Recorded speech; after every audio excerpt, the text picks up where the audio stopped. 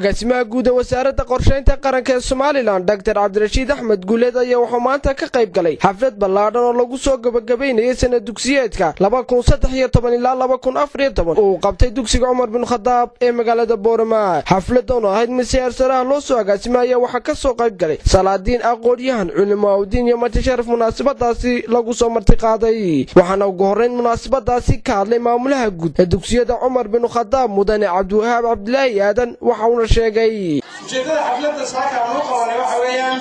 in ardaydii mutaysatay ee ku guulaysatay kaalinta koowaad iyo kaalinta labaad iyo kaalinta saddexaad halkan aanu ka siina jaahisooyin. taasina kama dhigna in ardaydaas saddexdaas arday fasal waliba ugu horeeyay ay imtixaankii baasgareeyeen ama ay ku guulaysteen. waxaa kaloo yeegna halkaasi kaale Suldaan Cabdiraxmaan Jaamac Dawel oo ku hadlayay afka salaadiinta ee gobolada galbeedka Soomaaliland iyo Xasan Aye Subagle oo ka socday wasaaradda waxbarashada ee gobolka Awdal waxayna hoosta ka xariiqeen. أنا أدي أبغى أوقف صلها إذا كسر قيد دور حبيبي وأيوه وحوينا اسمها أرضية لا كسر تسيا وحوينا قولي هوينا هدوينا في حاجة قولي كذي سيا أو قولي قال الله يرجع عنها وحرم حقلا إلى الضيل نقول يا بحاجة وحبيت شيء يا إن شاء الله بإذن الله لو كسر قيد دور دوسي دم جودا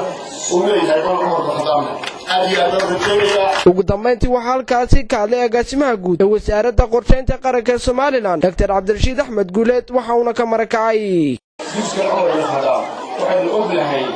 inuu ka mid yahay dugsiyada ugu tayada badan ee Soomaaliland. dugsigan marxalad badan uu soo maray haddana maanta meel fiican buu maray.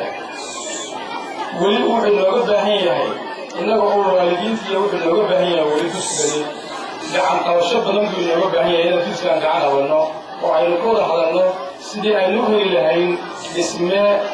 aynu u baahannahay in carruurta maanta ku jirta iyo kuwa dambe inagu aynu dhalno ee ku jiraaba ee iman doonaaba ay ka qayb galaan oo iyanu baahan